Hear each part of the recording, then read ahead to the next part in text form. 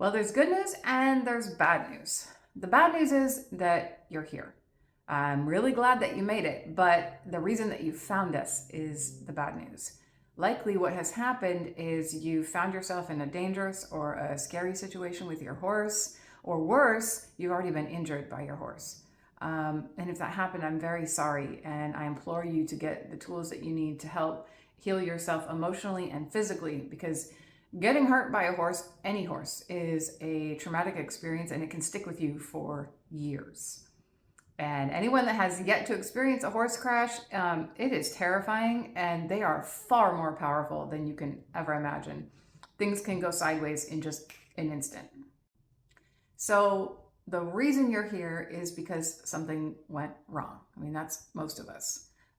Or maybe you're planning to get a horse and you're trying to preemptively get some education so that you don't get hurt. Now, if that's you, I applaud you. You are a rare creature and you are smarter than the rest of us. But the problem is still that you don't know how to do it. You're trying to develop this relationship with your horse and you don't know how. The good news is you're here. I got you. I know what you've gone through because I am you. So many of the other trainers that you see online come from the performance world, and that's brilliant, except that they, I feel, lose some of their message in translation. You know, we're at this level and they're speaking up at this level, and there's something that gets lost. I'm here as just a regular horse owner who's worked very hard to learn a way to keep myself, my family, and my horses safe. See, I started out just like you. As a little girl, I was horse crazy. I don't know why. I don't know if it's genetic or learned behavior, but I do know that loving horses, needing to be with them, having your heart skip a beat when you see them, it is undeniable. And it starts at a really young age. As a kid, there is nothing I would think about more than horses. I would beg my dad to take me riding. I would think about horses all the time. I had an imaginary horse that lived in the backyard named Charlie, and I would dream about him becoming real. And then when I was maybe 14 or 15, Santa brought me a horse. And I can't even explain the feeling. I'm sure I don't have to. It was a dream come true. Like, you couldn't even pinch me hard enough to make me realize that I wasn't dreaming. My whole life, I had envisioned my own horse, and now I had her. Of course, she was an off-the-track thoroughbred, which weirdly seems to be the go-to for the first horse. And I spent every moment I could thinking about her. I got all my tack, I got my supplies, I got my first saddle. Like, it's such an exciting time. And then I got busy spending time actually interacting with her. I'd ride her, I'd lead her, I'd do groundwork, even though I didn't know what I was doing. Anybody want to guess what happened? She was great. She rode well, she was respectful, and I was over the moon for about 6 months. As time went by, I started noticing that she developed pushy behavior. She would get spooky. She would do things that were scaring me. She'd crow hop a little, she'd throw a buck or two when we were riding, and I got really good at riding. I also got really good at saddle fitting and contacting a vet to make sure that she was healthy and not in pain, which gets very expensive.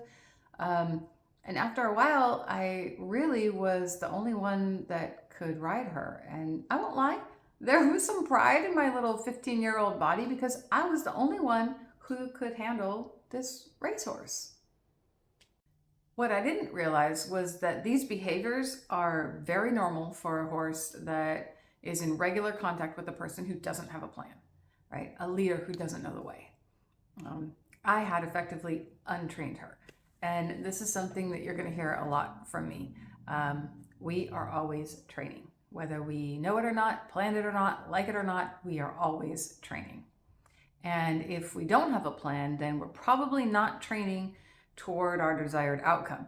So as I was riding my horse, I was untraining her, and she was devolving into a dangerous partner for me.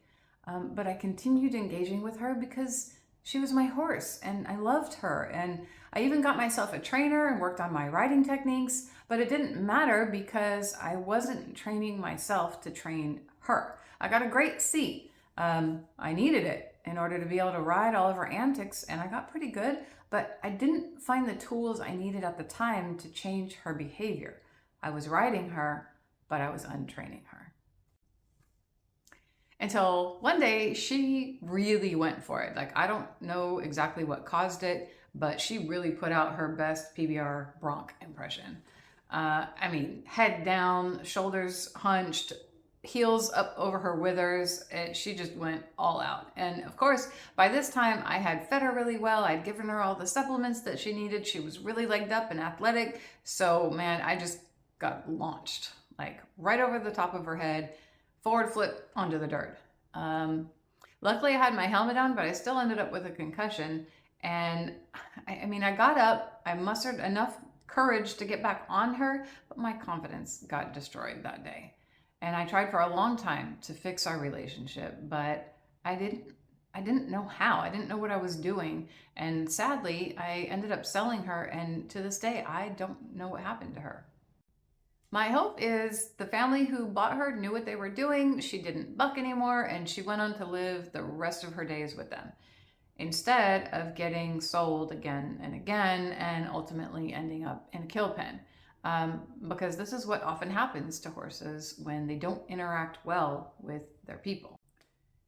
It's a trend that's easy to follow. People train or don't train their horse to behave appropriately with people. And this either creates a wonderful partner who is safe and dependable and lives a long, safe, happy life in a home, or it creates a horse that's dangerous, unpredictable, that bounces from home to home, is exposed to all sorts of negative things, and it's this vicious cycle that many times ends up with the horse being sold to a kill pen buyer and then shipped off to Canada or Mexico to be slaughtered for dog food. I really hope that my horse didn't suffer that fate, but this is a cycle, and it's a fact of horsemanship that's often ignored, and it still continues this way today. Many years after I sold my horse, I had a daughter of my own, and it became quickly apparent that she had the horse bug just like her mother. And I knew that she'd never be completely happy living a life without horses in it, so I went to work to learn how to prevent the same cycle of injury and heartbreak for her that I had experienced.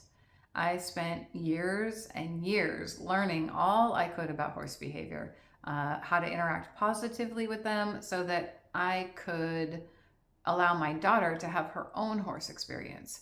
And when she was about 11, the universe gifted us another off the track thoroughbred, and I got a chance to do it all over, but in a different way, based in education and preparation. I applied everything I had learned and continue to learn, and I realized a completely different result. I created a partner who is safe and reliable and dependable and easy to be around. And through applying all that I had learned, I gave that horse the tools to interact with people in a respectful and safe way. And I'm convinced that if he ever ends up without us, he'll still be a great partner to his new family. So the chances of him ending up in a kill pen are greatly diminished. This training also gives me a sense of confidence because it isn't magic anymore.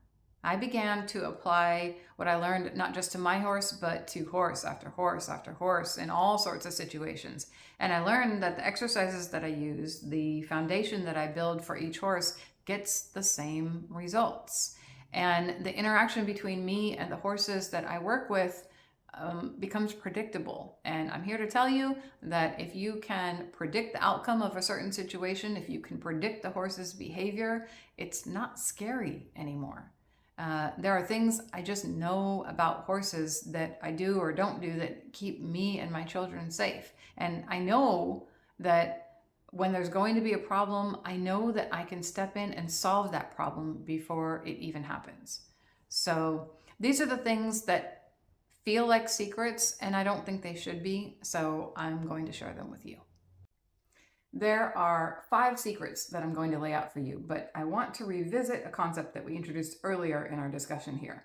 And that concept is that we are always training. I want you to become crystal clear as you think about working with your horse. No matter what is happening, it's paramount that you realize that they are always learning from the consequences that you provide. This learning, it happens regardless of how you feel about it. And as I said before, it happens whether you know it or not, whether you like it or not, whether you planned it or not. We are always training. This concept permeates all of the secrets that we'll discuss, and it can help us to understand how important a training plan is to have in place.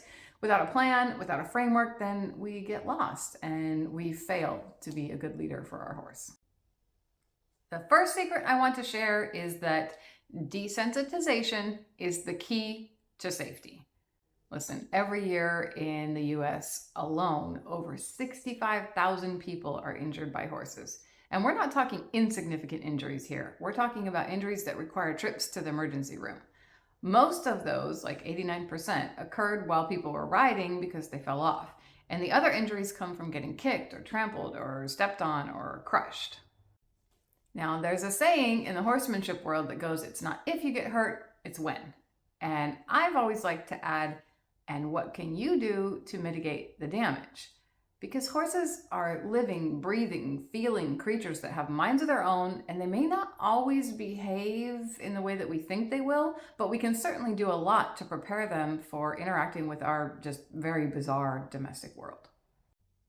I'm talking about desensitization, which is a psychological term used to describe the process of reducing or eliminating a negative or bad reaction to a certain stimulus. It's something that can happen naturally, or it can be an applied treatment or training that stops the bad response.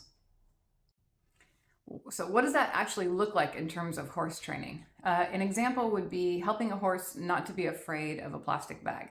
Now, most horses, without any specialized training, are absolutely terrified of plastic bags. Obviously, plastic bags are not dangerous to horses, but it's often like a kryptonite level scary object. So desensitizing our horse to plastic bags is important to help them not be terrified. A terrified horse is one that will most likely add to the statistics we talked about causing injury to people. Terrified horses panic and run, and it's our job to help them come up with a better solution to their very primal answer to scary objects. This leads me to the second secret, which actually causes the need for the first one, and that is that horses are prey animals. The reason they panic and run is that for eons, the wild ancestors of horses have evolved as prey animals. They have survived by being able to keep from getting eaten by large predators, mostly large cats that are likely to pounce on them. They were able to survive because they had a very strong panic and run reaction. So think about this. Very much like a zebra, they were in a herd, spending most of their time grazing and breeding. Each individual animal always had one eye looking out for predators like lions. If they even thought they saw something, they would panic and run, causing all the other individuals to do the same. If any members of the herd stuck around with a wait and see what the threat was attitude, they were the ones that got attacked and eaten. So for the entirety of equine evolution, they've been surviving through panic and run. Now, when it comes to being in our domestic world, that doesn't work so well. In fact, the generic response, panic and run, gets lots of horses and people into very dangerous situations. In a wild environment, the majority of the things they had to deal with was just the predator and the terrain. Panic and run probably meant just running through the plains, dodging trees, and prairie dog holes. But now, in our domestic environment, they have to contend with all sorts of obstacles and things that can cause enormous amounts of damage. They have to deal with stalls and barns and saddles and cars and fences and roads and ropes and so many other things. It would be ridiculous to try to name them all. So even though they don't have hardly any natural predators anymore, they still have that evolutionary response that causes them to panic and run. They can't help it, it's genetic. As their human stewards, we have to help them learn to perceive the world in a way that directly contradicts their genetic makeup. Now, there are many people that would argue that we need to let horses be horses. But my very strong feeling is that humans intentionally caused our horses to be a domesticated species. And now it's our responsibility to ensure that they have the tools they need to survive in their current domestic situation. This takes training. It takes organized, premeditated training with a clear goal in mind by a trainer that is consistent and knowledgeable. Unfortunately, most people don't have that kind of experience and clarity or knowledge. But it's my strong belief that we have an obligation to our horses to get this knowledge and apply it to every one of them that we can. See, if my horse had been properly desensitized, I probably wouldn't have had such a difficult time with her. Most of the issue was that she was spooky and reactive, and I just didn't have the tools to teach her a different way. Luckily, I do now. I've learned that it's not even that hard. It takes some learning and some practicing, but if you're able-bodied enough to interact with your horse, you can apply these techniques to help them learn to be safe. So let's talk about some of the techniques we use to help our horses interact with us in a way that's safe and builds mutual understanding. Our next two secrets are so intertwined that we'll discuss them at the same time. Secret number 3 is that pressure motivates, and secret number 4 is that the release teaches. These concepts are like perfect mirror images, and you cannot have one without the other. So let's go back and review the plastic bag example. We already know that in general, horses are terrified of plastic bags. In terms of pressure, just having a plastic bag near a horse is considered pressure. Remember, we're dealing with a prey animal who's always looking out for predators. If they perceive something that could even possibly be a predator, in this case the plastic bag, they will consider it to be a pressure that would motivate them to take action.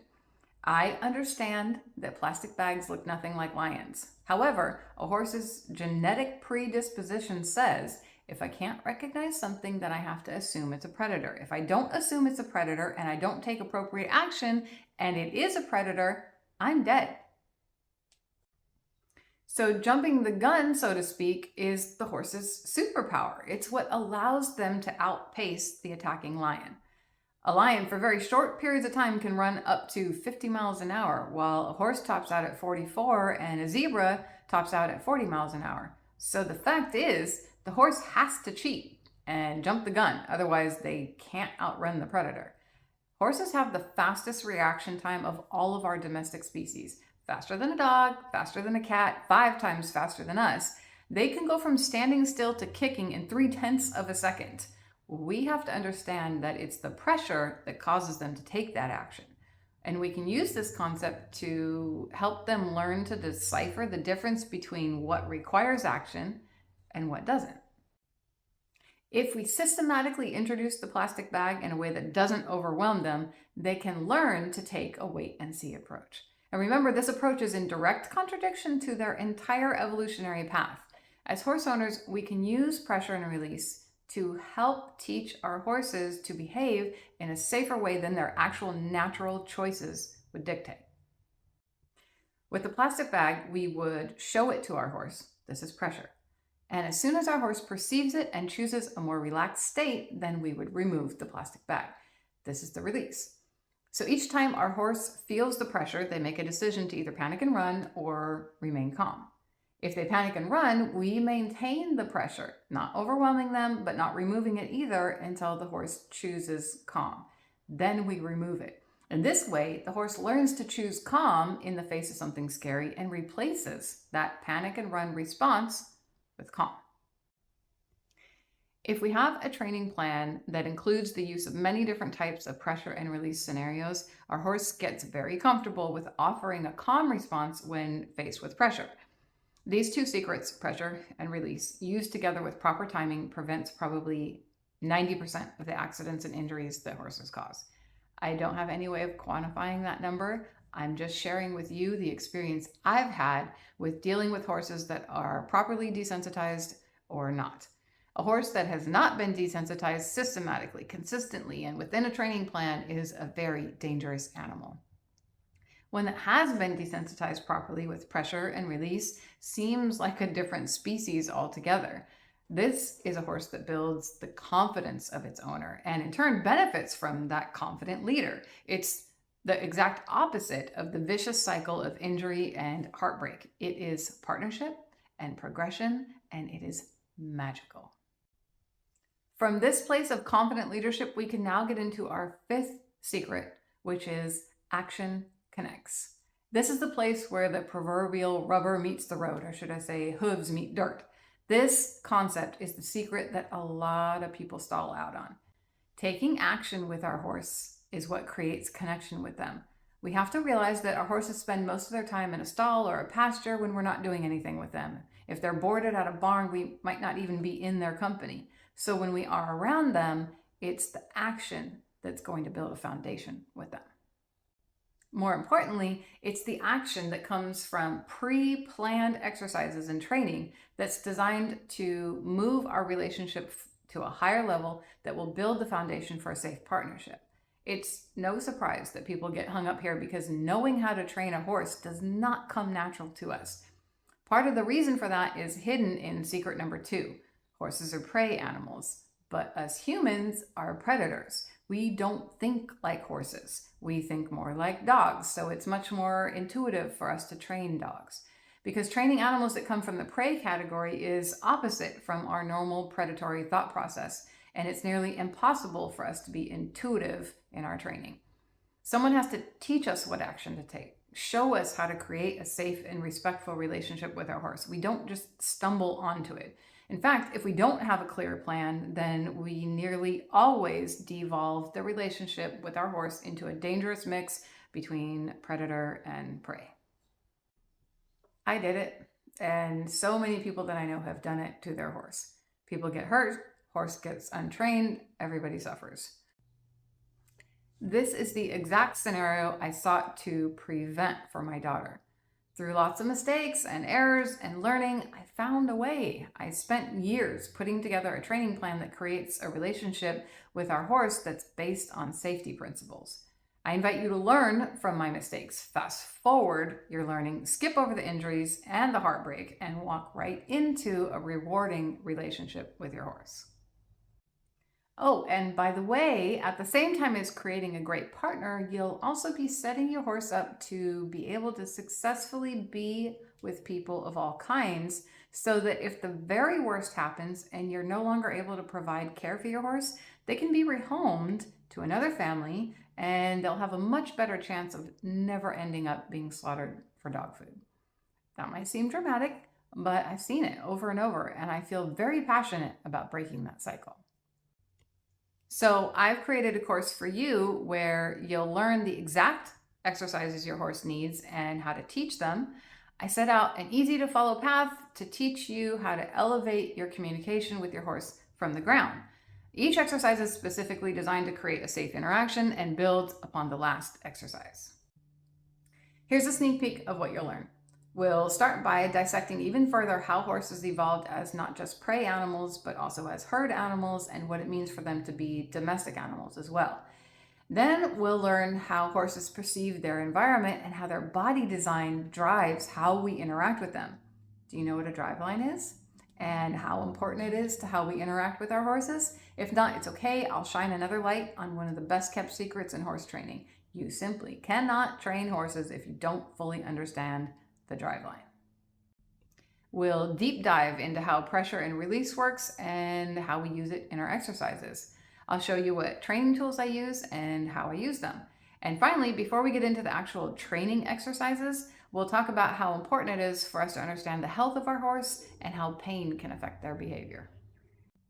Once we've gotten through all that priceless information, then we'll get into the exact exercises I use to create a partnership with my horses.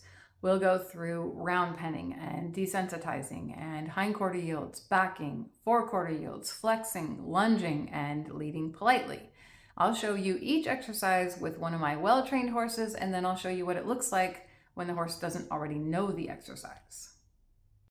Learning how to put these exercises together in a training program will transform your ability to be a leader for your horse. This is the plan that you need to guide your horse into a safe partnership where both you and your horse are dramatically less likely to get hurt. Remember that saying, it's not if you get hurt, it's when. And I've added, and what can you do to mitigate the damage? This course is what you can do to mitigate the damage. These exercises will build a foundation that will elevate your horsemanship from scared to confident. You can spend thousands of dollars attending clinics, watching professionals train their horses, and hope that you retain enough information to be able to go home and try it on your horse and get it right. Or you can hire a trainer to come and spend hours in the arena showing you how to ride, but Will they have the outline for a comprehensive owner training program that teaches you safe horsemanship to train your own horse? More importantly, can you retain enough information from a live training session to be able to apply it? I can't. Personally, I learn through very specific and linear repetition. I need to know why I'm learning the lesson so I can understand why I'm teaching it to my horse. I also need to see the lesson over and over before I go out and attempt to apply it to my horse. Then I need to evaluate what worked and what didn't work and then compare it to what I thought I learned, which was probably not entirely accurate. And then I need to see the lesson again and go try it again. Because this is how I learn, this is how I created my course, so that you can see the big picture of why you're doing the exercise, how to do it, and how to teach it. You'll have unlimited access to the course, and I encourage you to come back over and over to review the lessons. Guided repetition, in my opinion, is the very best way to learn and teach, and the most efficient and economic, because you don't have to pay a trainer to stand in the arena with you while you try to figure the whole thing out. Watch the lesson over and over, apply it, and then record your own attempts. Compare the two videos and make changes as necessary. Even though this course is worth thousands in saved injuries and heartbreak, I won't be charging thousands. My purpose is clear, and that is to help people enjoy their horse without getting hurt. While it took me years of learning through trial and error, I want to save you the time and the injury. I want this course to be as accessible to everyone who needs it as possible, so I've marked it way down for a limited time only. Even if all you got was access to the course, it would be worth every penny of the $2,497 that I'm not going to charge you. But I've created a bonus for you that will help you to understand your horse even better. My History and Evolution of Horse Behavior ebook will come as a bonus to you when you order now. This ebook will help you deep dive into the reasoning behind why your horse behaves the way it does, with an emphasis on evolution and genetic design. So when you purchase your How to Enjoy Your Horse Without Getting Hurt course, you'll also get my History and Evolution of Horse ebook. In addition to those tools, I've also created bonus number 2 for you. This is a behind-the-scenes full training session with one of our young horses. You'll get to see me take a young horse through all of the exercises we cover in the course and see how each horse interacts differently with me and the exercises. This bonus will be available to you once you finish the course. So once again, once you purchase the How to Enjoy Your Horse Without Getting Hurt course, you'll automatically get the ebook, and the additional full training session will be waiting for you at the end of the course. If that's not enough, I've added one more bonus for you. Because I track all of my progress with my horses that I train, I've included a done-for-you exercise tracker and grading sheet download. You will use this tracking sheet to record and monitor your progress with your horse. You'll introduce each of these exercises to your horse in a staggered succession. On day 1, you'll start with round penning. You'll make note of the date and how well your horse did. You can assign a grade to your horse using my horse as the role model. How well did your horse match up to mine in the round pen on day 1? On day 2, you will start with round penning, and then you'll add desensitizing. On day 2, your horse will have seen round penning twice and desensitizing once. On the spreadsheet, give a grade for each exercise and note the date. On the 3rd day, you will add yield hindquarters to the end of your training session. On day 3, your horse will have seen round penning 3 times, desensitizing twice, and yield the hindquarters once. You will assign a grade and make note of the date each time you work with your horse. You will continue practicing an exercise until your horse is grading a B+ for that exercise. Once that has happened, you can drop that exercise from your full training session and use it as a review or warm-up when you're working with your horse. Work your way through all 8 exercises and keep practicing until your horse is marking a B+ in every exercise. Once that happens, you will have a well-mannered, polite, and safe partner on the ground. To review, when you order your How to Enjoy Your Horse Without Getting Hurt course, valued at $2,497, you'll also get bonus number 1, my History and Evolution of Horse Behavior ebook. Bonus number 2, an additional full training session video. And bonus number 3, my done-for-you exercise tracker, and grading sheet download. Add it all together, the value of these tools that you're getting is $2,648. But I've marked it down not to $1,648, not even $648, but for a limited time only, I've marked this entire set of tools to only $48. As I said, my mission is to help people enjoy their horses without getting hurt. For a fraction of the price of an emergency room visit and way more fun, you can start the How to Enjoy Your Horse Without Getting Hurt course immediately. You'll get access to the course and all of your bonuses for only $48. On top of everything else, I will also offer a 30-day money-back guarantee. Click the button and get ready to enjoy your horse without getting hurt. You're going to love it, and your horse will thank you. How do you know if this course is right for you? Well, let's review some of the questions that I've received on this course. First question is, what if I'm brand new to horses? Will the course be too advanced for me? This course is designed to break down the main concepts into bite-sized topics that clearly explain the why, the what, and the how of each exercise. There's also quite a bit of theoretical information to really help you understand your horse and to get you started on the right foot. What if I'm a seasoned rider? Will the course be too basic for me? The course is entirely focused on ground exercises to lay a stronger, deeper foundation that will improve the safety of your riding experience. The exercises will do wonders for your relationship with your horse and will help elevate your connection. Remember, it's the riding of our horses that causes most injuries, and much of the action that you take on the ground creates the connection that you need to stay safer. I just got my horse and everything is great. Do I still need the course? Well, if everything is great, then your horse came with some pretty great training. Just like it's unnatural for us to be able to intuitively understand our horses, it's not natural for them to be able to thrive in our domestic world, and every single day your horse is learning. Remember, every time you're interacting with your horse, you are always training. So the question is, do you have a clear understanding of your training goals and an even clearer path on how to get there? Don't be lulled into thinking that your horse will stay trained if you don't.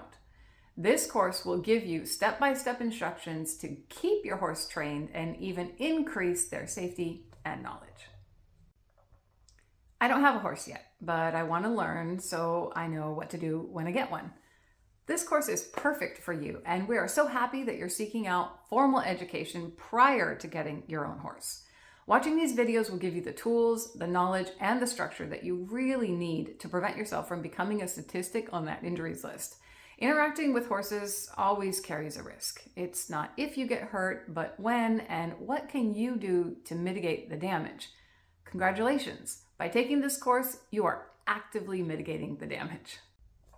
My horse is old and I don't ride. Is it even worth it to try something new? I think this is supremely important to be sure that unrideable horses have the very best abilities of all to interact positively with their people. It's a harsh but true part of general horsemanship that devalues a horse that can't be ridden. If a horse is unrideable due to age or injury, then statistically speaking, it's more likely to end up homeless. And we know that homeless horses end up in the sales barn and are more likely to be sold for slaughter. The whole goal of this course is to prevent that vicious cycle from repeating. A horse that can't be ridden has at least one strike against it. If that horse is properly trained and behaves like a great companion, has a great attitude, is not afraid and spooky, and never does anything to hurt its people, it has a much better chance of being capable of being rehomed in the case of the very worst situation of you not being able to provide care. If a horse that is unrideable also has a fearful or aggressive manner, then it now has two strikes against it, and the number of homes that are capable of taking on this kind of horse are greatly diminished.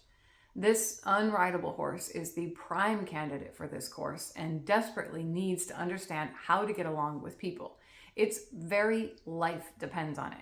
In addition, an older horse might need additional handling to administer medicines and first aid. This course helps prepare the horse to accept these interactions and decreases anxiety for both horse and owner. I want my horse to be happy and love me. Will this course help? A large part of the relationship between people and their horses comes from spending time and activity together. This course can help you create an immeasurable bond with your horse, as well as keep you safe and prepare them for all kinds of scenarios. I'm scared to work with my horse because I've been hurt. How do I overcome my fear? The best way to deal with fear from a traumatic event is to get help and have a plan. This course does both of those things. Working with your horse from the ground is the perfect place to start building a foundation to overcome a traumatic experience. But the work has to be guided by a plan. Each exercise is designed to enhance the relationship between owner and horse and is securely rooted in safety. We get hurt by our horses due to many different reasons. And unfortunately, our lack of knowledge is one of the main reasons why we might not see an accident coming. This course will remove those blinders and set you up to be able to predict your horse's behavior based on education and mutual understanding. It takes time on top of repeatable, positive, safe interactions between you and your horse to overcome fear. This course will teach you how to do that. So the final answer to the question of, is this course right for me, is no matter where you are in your horsemanship journey, from novice to advanced rider, this course will provide insight based on my experience. The exercises I teach in this course will improve your relationship and enhance your safety and benefit your horse. So let's go.